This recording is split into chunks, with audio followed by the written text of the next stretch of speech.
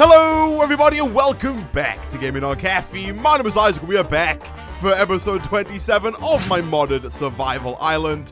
Last episode we were working on a little bit of applied energistics. We set up some ME chests, we set up an ME controller, and we gave it a little power using this iron generator. And there were a couple of things that I want to do this episode and in future episodes, but we currently have one pretty big issue with our system, and that is that our quarry is really slow, because right now it is running off of one iron generator, and this is kind of holding us back a little bit in terms of what we can do, because right now we're not really getting any resources. If we look at our system, we have 10 redstone. 10!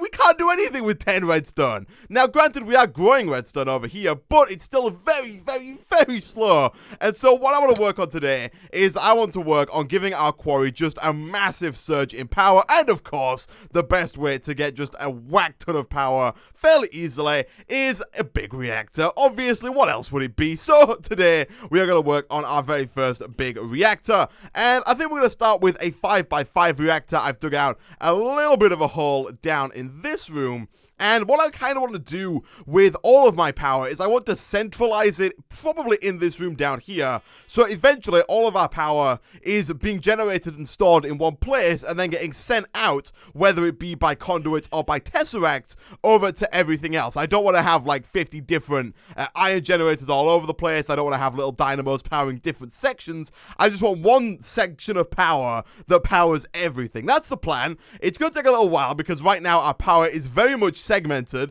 but the big reactor is going to be a good way to start because it is going to produce a ton of power and it is going to be fantastic. So the first thing we need to do is get ourselves a bunch of reactor casing, and to do this we need some iron, some yellorium or some uranium, as well as 4 graphite bars or 1 graphite bar per reactor casing. Now, graphite bars are made by either smelting some charcoal, some coal, or some graphite dust. Thankfully for us, we do have quite a bit of coal just sitting around. I think it's in this chest, yeah, the one that says coal, question mark, over here.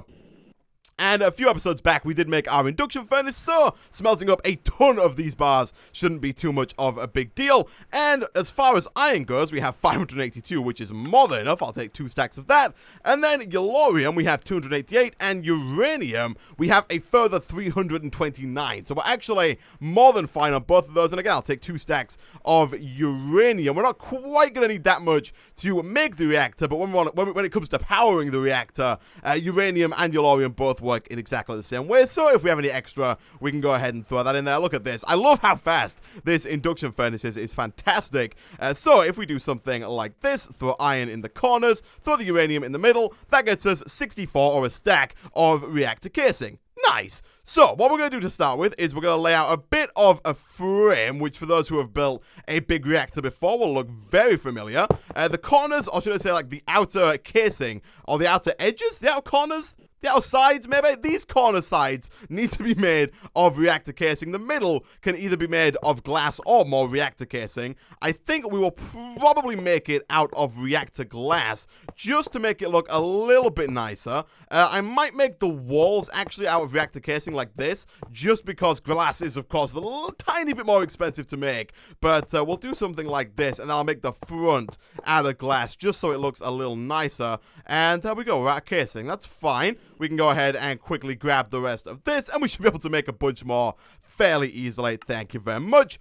And I do believe we need quite a few reactor casing to make some of the other components. And the really cool thing about having the reactor in this space here where we have it is that we can easily expand like left and right and make this a much wider, or maybe slightly taller reactor if we see fit. Now, the roof is a bit of a different story, and for those who don't know, the way that this works is we're going to need some fuel rods as well as some reactor control rods, and they will determine how much yellorium or uranium our big reactor can hold at any given time. Now, the more yellorium or uranium a big reactor can hold, the more power it's going to produce. So you would think that the logical solution would just be to jam-pack this thing full of yellorium fuel rods and fuel rod controllers, but you also want to leave some room for coolant. coolant, because coolant is used to cool down those cores, and the cooler it is, so the better coolant you use, the more power it will produce there. So putting in a bunch of cores into here would work, and it would produce a ton of power, but to get the most efficiency out of a big reactor, you're going to want to leave some space and put some coolant in as well. So what we're going to do is I'm going to do something a little bit different. Usually with a 5x5, I put one yellorium fuel rod in and then like one control rod at the top. This time I'm going to put 4 in kind of at the sides, and I'm going to put the corners in the middle and fill those with coolant. So it's a little different to how I usually do it, but I'm hoping that it might produce a little bit more power. I'm not too sure, and we're actually already out of iron. I didn't expect it to use up that much iron, but that's fine. We have an absolute ton of the stuff in our system.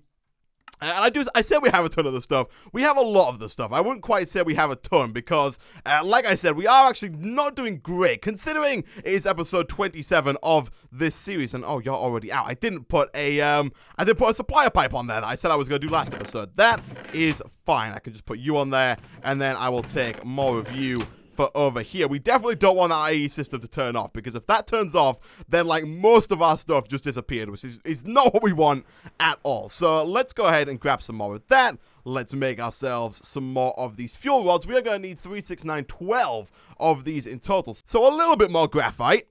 And once that's done, we should be able to go ahead and make as many of those as we need. 1, 2, 3, 4, 5, 6, 7. I say we make as many as we need. We actually don't have enough still to make as many as we need. We need even more iron to get this up and running. Wow, I will take 2 more stacks, but hopefully that's enough. Jeez. We're also going to need a power tap, an access port, and a controller. The controller does require a diamond, which is fine. We only have 6, but that should be okay for now. Let's go ahead and grab all of that. Let's make the final 2 of these control rods. Then we're going to go ahead and make 4 of these, which does require a little bit of redstone. Thankfully, we do have just enough to make this happen. I will take all 10. If needs be, we can always go ahead and make some more, although we don't have that much, if any. Oh, we don't have any redstone essence over there, so the only redstone essence we have is the 12 in there, which I think gets us about 24 redstone, which in fairness should get us through the remainder of today's episode. That's all of those for. Then we need the controller, like so. We need the power tap, which is where we're going to pull the power out of the controller.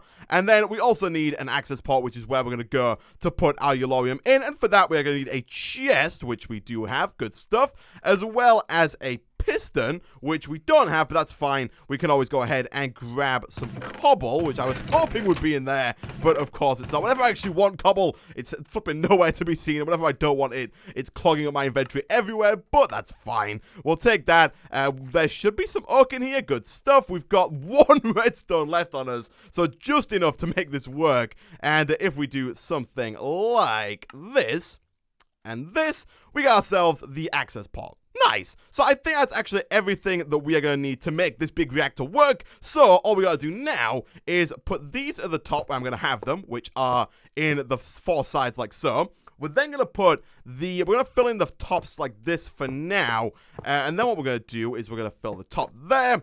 We're going to put in our reactor controller, our access port, which I'll put there, and then our power tap, which I'll put there. And then finally, I would like to get some glass after I have put in the fuel rods, which go and just come down from where we put the reactor control rods, like so, like so, like so, and like so. Nice. So finally, all we need is a little bit of reactor glass for that. We are just going to need some normal glass as well, which should be fairly easy to come by. Thank you very much. And once we've got that, I'll do a little bit of floor crafting here, which we haven't done in a while. All you got to do is press C as always. Boom, boom, and boom. That's not right at all. I probably should have done this on a normal crafting table, because otherwise I'm going to have to craft them one at a time, which is a little bit tedious. But you know what? It's fine. Every so often, you need something that's tedious. Otherwise, you forget what tedious is. There we go. All right. So that only costs... we still didn't make enough. That's fine. Let's go and quickly make the last few of these. We'll put you in the middle. And you guys either side. 1, 2, 3. There we go. That should be more than enough. And if we fill this up, it should actually form into a fully fledged big reactor. Nice. You'll know it's worked if it forms into a nice multi-block here, and I actually like the way the brick kind of connects to the big reactor like that. It's kind of cool. Now, if we were to turn this on, if we were to put some fuel in and turn this on, it would work, and it would start to produce redstone flux. Just as an example, I will put this uranium in, and you'll see the uranium does go in and fills up the core, and if we press activate reactor, it will start to produce actually a ton of redstone flux. So about 3,000 redstone flux, which is a lot compared to the fact that we have like 80 being generated by all of these dynamos and all of our iron generators around the islands. But we can make this better. We can actually push this to about 4,000. So squeeze an extra 1,000 redstone flux per tick out of this thing. And by the way, remember, per tick means 20 times per second. There are 20 ticks per second in Minecraft, so you want to times that by 20, so about 60,000 redstone flux per second, which is a crazy amount of redstone flux coming out of this big reactor. But, like I said, we can make it faster. We can bump that to about 80,000 redstone flux per second if we put in some coolant. Now, there are a bunch of coolants you can use. You can use water, obviously. You can use destabilized redstone. You can use energized glowstone. You can use resonant ender. You can use gelid cryothium. But the one that we're going to use is resonant ender. Now, I've used this before, and before the episode started, I did look around because I wanted to do something different. I wanted to mix it up a little bit because I always use resonant ender, but it's just the best solution. Gelid cryothium is a little bit better. I'm talking like maybe 100 redstone flux per tick better, but considering how much harder it is to get gelid cryothium compared to resonant ender, especially when we're growing ender pearls over on our magical crop farm over there, it just seems so much more sensible for me to get resonant ender instead of using gelid cryothium. So that is exactly what we are going to do, and to do that, all we need is some ender pearls, which we are of course going to have to craft from our enderman essence that we have over here. We've got 43. That should be maybe more than enough. I'm not quite sure how many ender pearls we actually get per cycle of it, so I'm hoping it's more than one. It's 4, which should be enough. We'll actually just go ahead and make all of these like so. That's not what I wanted to do at all. We will try that one more time. We should get one more set out of that. Good stuff. 16, I think, should be enough. We're going to need 4 buckets worth. I think that gets us exactly 4 buckets worth, which is good, but at the same time is also bad, because I'm also going to need some more, because once we get this thing up and running, I would like to set up a Tesseract to take the power from this big reactor over to the quarry, because I don't want to have to make a ton of conduits to run from here over to there. So I might have to do a little bit of kind of standing with the watering can by our farm. But for now, all I gotta do is throw our ender pearls into the magma crucible. That's gonna turn all of the ender pearls into resonant ender. And then what we'll do from there is we will go ahead and actually just make a tank real quick so that we can just pull it out using buckets. Let's get some copper. We'll take all 4 of that, actually. And that's going to allow us to make a very basic thermal expansion tank, like so. That usually works. Is it glass? Oh, it is. It's glass. Okay, cool. That gets the portable tank, which we can put down on top of our magma crucible like so. And if we set the top to orange, that should output it into the tank like that. And then all we gotta do is grab our bucket and pour this into the top. So, let's do we have a shovel? We do. Okay, cool. Let's take that shovel real quick. And that's going to make our lives a little easier here. And then let's dig down and see if I can find this big reactor. It's right here. And what we're going to have to do is wherever there isn't one of these control rods, we're kind of going to break the top open here because that is where our coolant's going to go. It's going to go next to these Yellorium fuel rods. Now, don't worry. You don't actually lose any of the fuel. You'll notice I did put a ton of Yellorium in just there, but it is still inside the reactor. You don't lose that when you break the reactor. I think you only lose it if you break the controller or maybe the bottom of the reactor, something like that. And then all we're going to do is we're going to grab some resonant ender and we're going to let it run down from, say, there, like that. And then we're going to do the same thing over and over and over again for the other 4 slots. And this is where I realized that we are 1 bucket short of the 5 buckets that we need to make this work. But for now, that is fine. What I will do is just to kind of show you guys how this works, we will go ahead and close this back up. Even though we've only done 4 of the 5 kind of slots for the coolant, this should actually show a significant improvement in the amount of redstone flux that this machine produces. So again, we will turn it on. And now you'll see it goes straight past 3,000, even closer to 4,000 redstone flux per tick. And once we get that final bit of resonant ender in, it should kind of push it over the edge a little bit. So what I'm going to do now, guys, is I'm going to go away. I'm going to quickly grab my, what is it called now? It's called the bucket? No, it's not called the bucket. It's called the watering can. That is what I'm going to grab. I'm going to quickly grab my watering can, which is not in my inventory. Where is the watering can? That is a good question, Isaac. Where is the watering can? Okay, so I couldn't find my watering can, so I went ahead and made what I think is like my third watering can so far this series. And basically what I'm going to do now, guys, I'm going to go away. I'm going to stand by my Enderman seeds, and I'm just going to sit here and kind of try... Oh, did we get some just then? I think it harvested a little bit. Oh, wow, what the heck? Why are you not working? Why is that? I've done this. Okay. We're not going to go away. Instead, what we're going to do is we're going to fix this, because for some reason, there were 2 servos on there which were preventing the Enderman essence from passing out from this chest into here, and that's why we don't have that much of the stuff. Okay, let's do that again. Let's put you there, and we want to whitelist Enderman essence, like so. That should now go through into here. That should now go through into here. We've whitelisted. There we go. Okay, cool. All right. Now that we've got that up and running, we should actually be able to go ahead and make a Tesseract fairly easily. So again, let's go ahead and make as many Ender Pearls as we can using the Enderman essence that we have. And that total is, wow, just over 2 stacks, almost 3 stacks, with Enderman stacks, Ender Pearl stacks being 16 apiece. So all we need to do now, if we go ahead and have a look at Tesseract, to make a Tesseract, we need 4 bronze, 4 silver, and a Tesseract frame. Now, bear in mind, we do want 2 Tesseracts, one to go at this side to take the power from the big reactor, and the other to go to the other side, and we'll also put 4 more Ender Pearls into there, so we can finish up this big reactor here. And to make a Tesseract frame, we're going to infuse a Tesseract frame that is empty with 1 bucket's worth of Resonant Ender, and to make this is where the tricky bit kind of comes in, because for this, we need a diamond, we need 4 of this hardened glass, and we need 4 Enderium ingots. So, to start with the hardened glass, to make this, we need to combine obsidian dust with some lead in an induction smelter, or in an alloy smelter, or in a casting basin. I don't think we have a smeltery set up yet, which is a little weird for this time in the series, but that's fine. Instead, what we will do is we will go ahead and make ourselves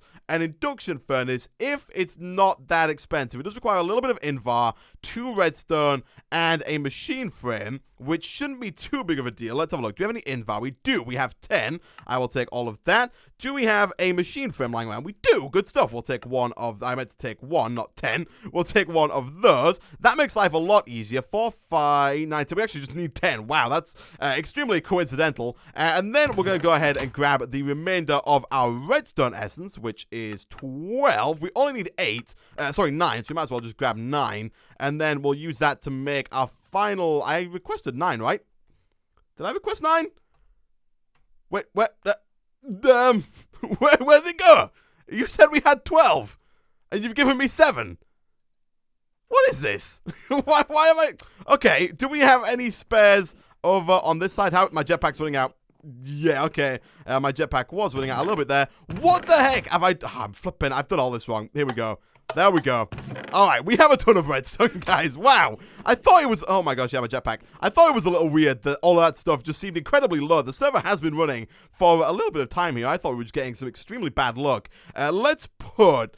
some oak in there to give this thing some power because it is nighttime and the solar panel is not working. Let's make some more redstone. Here we go. We've got a flipping ton of this stuff now. We'll take all of this. Even though we do have a ton of redstone, it is still going to be beneficial to us to make that quarry faster so we can actually get a ton of everything else as well, especially like iron, which we've used like half of our iron this episode. So let's go ahead and make ourselves this guy here, which does require 1 piece of gold, which I will grab. Then let's go ahead and make the invar gears, which I believe do require a piece of iron in the middle like so. 1, 2, we'll take both of those. We will then go ahead and send some stuff back into the system because our inventory is way too crowded right now. We don't need leaves, we don't need the dolly or the glass or the sticks, or actually this server. So we'll put all that in there. Gold, machine frame, and I think that's pretty much everything we need. So let's make the reception coil. Then let's go ahead and make the induction furnace. Oh no, we do need that bucket. Where's the bucket? There it is. Okay, cool. Boom, boom, done. Nice. Let's put you right down here, just kind of on the end with the rest of the machines. Let's do a quick check to make sure we have some obsidian. We have 12, which I think should be enough. I will take all 12, and we will throw this into the macerator, maybe? I'm not too sure if the macerator does provide obsidian dust, but I'm kind of hoping it does. I was going to say, I was about to get worried that if my obsidian didn't show up. Does this work? No, it doesn't work. Okay. That's not good. That's not good. Didn't want to do that. I'm not going to touch that with a wrench because I do not want to break it. That's not good. Can I grindstone obsidian? Hopefully the answer is yes. It looks like the answer is yes. This is good because otherwise I'd have had to make a pulverizer, which would have been even more redstone. This looks like it might take a little while. Okay, so it turns out that the grindstone does actually turn obsidian into obsidian dust, but you only get one pulverized obsidian per piece of obsidian in the grindstone, whereas if you put it in a pulverizer, which I did quickly go ahead and make, you actually get 4. So if we look at the recipe here, the grindstone gets you 1, the pulverizer gets you 4, and to make hardened glass, we're actually going to need quite a bit. So I decided to go ahead and quickly whip up a pulverizer. You can see we need 4 hardened glass per tesseract. Of course, we need 2, which means we need 8 hardened glass, which means we need 4 sets of this. So we need 16 obsidian dust and I think 4 lead ingots, if my calculations are right. We just got 12 right there, which is fantastic. Let's grab a little bit of lead. I think 4 should be enough. So I will quickly grab 4 of those. And then if we put both of those into here, like so, that should get us all of the hardened glass we need, I think. Now, of course, we're also going to need 2 buckets worth of resonant ender, so let's go ahead and put 8 more ender pearls in there. Completely forgot what they were called then.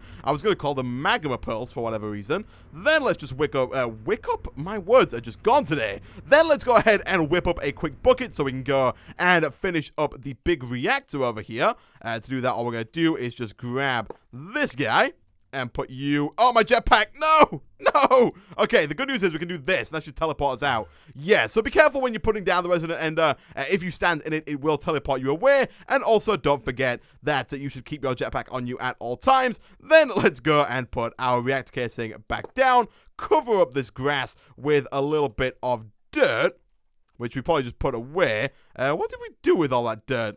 Did I put it somewhere else? Maybe? Possibly? I'm not quite sure what happened to all that.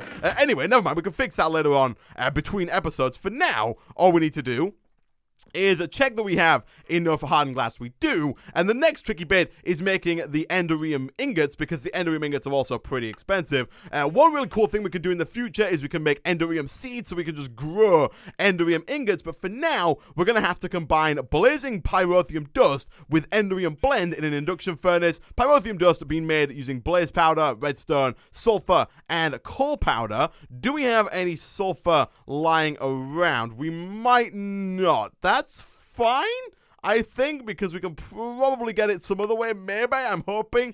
Let's have a look here. Sulfur, I think we can get by pulverizing sandstone, if I'm not mistaken. Let's have a look here. We want blazing pyrotheum, and then sulfur can be made either by... What do we need for sulfur seeds? That could be a good investment. It looks like we're going to have to sagamill or pulverize some blaze powder. Let's have a look. Where is the pulverizer? The pulverizer gives us a 50% chance of getting some sulfur when we pulverize blaze rods. Now, thankfully, we can make blaze rods using a compressor and with some blaze powder. And, of course, as always, we can make blaze powder using redstone and glowstone. We only got 5? Really? Really? We've only got 5? Oh, that kind of sucks. Okay, netherrack. We've got 38 netherrack. Let's quickly try pulverizing some of that up, because also, if you pulverize netherrack, it did show that giving off a bit of sulfur as well. Here, we get 15%. 15% is not an awful lot, but we should get at least maybe 1 if we go ahead and pulverize up all of this netherrack. Like so, hopefully more than 1. And there we go. We got ourselves 2 sulfur. Nice. It turns out 2 is all that we need, because all we're going to need, each piece of sulfur makes 2 blazing pyrotheum, and each of those pyrotheum dusts make 4 enderium ingots. I think that's right. Yeah, I think we only need 2 of these to make everything else work. So, let's grab a little bit of coal. We're going to have to put that into the pulverizer. to make that work. So we'll just chuck that into the mass reactor for now. That should get us the coal dust. Good stuff. We'll take both of those. We're then going to need the blaze powder, which of course, again, does require the glowstone dust. We'll take 2 of you and 2 redstone. That should be fine. It does require a little bit more than 2 redstone. And it's not over there anymore. It's now over here. This one requires us to turn that off. Make sure that all of the redstone goes into this guy. And then that should work. So let's put our glowstone into the fluid transposer. And then I think 2, maybe 4 is the magic number for this. I think that's right. Maybe it's only 1. But I thought it was more than 1. Yeah, I think it's 2. I think you need 200 millibuckets worth of redstone. So 2 redstone pieces worth of redstone to get per piece of glowstone there. That gets us the blazing blaze rods. And then all we've got to do after that is go ahead and combine that up with redstone, I think it is. And we should be good to go. So you, and you gets us pyrotheum dust, and then the other part of the equation is the enderium dust, which is this stuff over here, which is made using tin powder, silver dust, shiny metal dust, and a bucket of resonant ender. That gets us 4 of those. I think we're going to need 2 sets of those, so a little bit of tin, a little bit of pulverized shiny metal, and 2 buckets worth of resonant ender, which means another 8 ender pearls into the magma crucible. Like so. Again, we can make that top again work. We'll turn that off. Good stuff, good stuff. Let's quickly grab our silver. We'll just take a stack for now. Actually, we'll take 10. 10 should be fine. We'll grab some tin. Tin, we will also take 30 of, I guess. Shiny metal, we have 8 of. I think 2 should be fine. And then bucket-wise, we do already have a bucket, so we pretty much should be good to go. Let's go ahead and pulverize all of these metals up. And once we've done that, we should actually be able to go ahead and make ourselves 2 Tesseracts. So, let's go and put you in there with the silver, some tin, and some shiny metal. That gets us 4 enderium blend. We're then going to go ahead and do the same thing all over again with silver, 2 tin, 1 more bucket worth of resonant ender. Thank you very much. If we throw that all together again in our crafting station, we got ourselves the other 4, which we can then combine up with our pyrotheum over again in the induction furnace. We'll throw you in, and we'll throw you in, and that should get us 8 ingots worth of enderium, which we should then be able to craft up with our Tesseract to get the Tesseract frame full. So all we're going to need now is 2 diamonds, which we do have, although again we are running a little bit low on those. Let's go and quickly pick up the fluid transposer, because we do need some enderium in there instead of some redstone. So we'll put that back down like so. Are you done? We've got 4 of you, so we should really have some kind of crafting station down in here, so we don't have to craft on the floor or run back upstairs every time we want to do something. So we'll throw that down. 1, 2, 3, 4, and then 1, 2, 3, 4. I think those are the wrong way around. That's fine. Combine that up with the diamond. Boom. Gets the Tesseract frame full, which we can then combine up in here with a little bit of this stuff. Now we do need 2. Oh no, we don't. That's fine. Yeah, let's take both of those. Thank you. Put that down on there. If we then right-click it to output mode, boom, it will all go into here, and then it will start to infuse the Tesseract frame with the resonant ender, and we can then do go ahead and make another one, like so. Thank you very much. We can put this in there as well, and then once they're both done,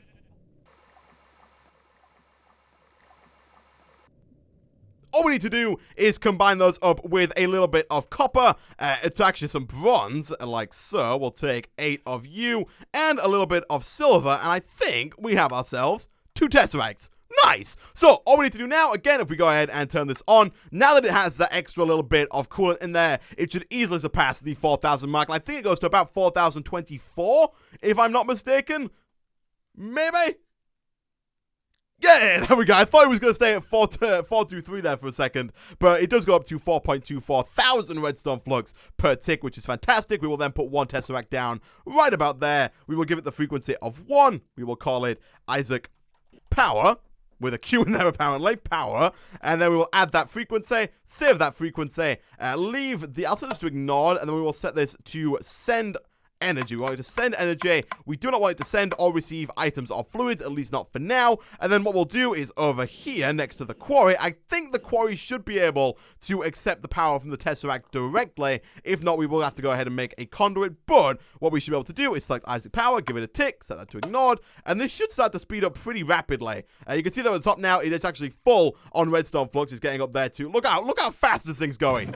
Look at this. There we go. Okay, that is what I wanted to see. Good stuff, good stuff. And finally, what I'm going to do is I'm going to grab a few more of these leadstone flux ducts so that we can hook up this pipe here with leadstone energy instead of this redstone engine, because as I showed you a few episodes back, this thing is actually nowhere near as fast as powering it with the redstone and redstone flux. So if we do that, it should actually pull out of here a lot faster, I think, than it was pulling out before. Maybe not fast enough to actually... Is this going to work? It doesn't seem to be working, which is a little weird, because I'm fairly certain that one did. Let me try putting the engine on there with the redstone flux. Maybe that will work? Possibly? If I do that, does that pull out more at a time? I think it should. This one has been pulling out like stacks at a time. Like if I put some cobblestone in there, it pulls out a lot of it at once, but actually it doesn't pull out that much more. I thought this one was pulling out significantly faster than the other one. At least I was sure it was before. We might have to tweak our system a little bit when it comes... Actually, that's probably because you don't have any power. Yes, okay. If we do that, and then get rid of these two... Actually, I'm going to leave those there, just because I would like so that when this does run out of power, which it just did there, and clearly it will probably do again, when that does run out of power, I would like it if our system did not completely just back up and start throwing things all over the place. So, what we will do is we will quickly throw a stack of coal, if it ever shows up, into here, so that should run for quite a while, but then it should start to pull out. Here we go. Now it is actually keeping up with everything else. All the speed of the movement here is keeping up with the speed of the quarry, which is pretty fantastic, and we finally have a quarry that is running at a decent speed, and this will probably be using nowhere near as much power as we are producing with our big reactor. If we go ahead and take a look in here, you can see it does have an internal buffer of 10 million redstone flux, which is currently full. It's not even touching it. It is nowhere near using 4,220 redstone flux per tick right now. But with that, guys, I'm going to end this episode of Modded Survival Island there. Thank you very much for watching all the way through. If you did, be sure to hit that like button, leave a comment down below, and I will see you guys next time.